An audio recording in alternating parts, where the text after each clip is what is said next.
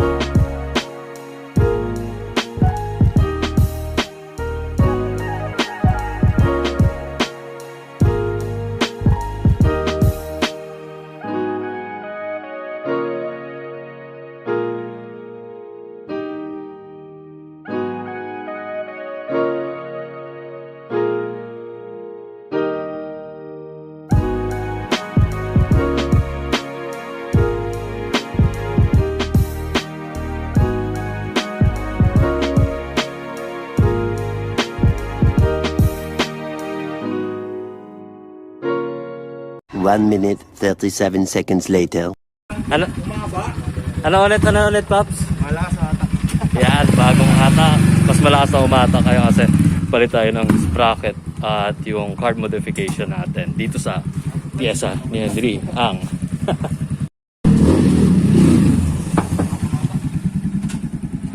Alright, so tapos na tayo sa palit ng sprocket. 7251 carb mod, change oil, tsaka sinaraduhan ako ng pinto. 1 minute, 37 seconds later. At ayun na nga, inabot na naman tayo ng ulan. So paggabi na din. Anong oras na? Parang mga nasa 5 PM na ngayon. So umuulan na naman. Yung mga motor natin nakasakit. So ayun, napakita ko naman kung paano pinalitan yung mga sprocket. And pag-install yung clutch assist dun lang sa may sa baba yun, kinakabit. So available yon dito kay pyesa ni Henry ang. Tsaka yung carb modification hindi namin pinakita kasi secret natin yun. Alright? So pag gusto nyo magpa-abit na or magpa carb mod, punta lang kayo dito sa pyesa ni Henry ang. Alright? So yun muna mga adik sa motor. So ride safe. Don't forget to like, subscribe, and hit the notification bell. Bye-bye!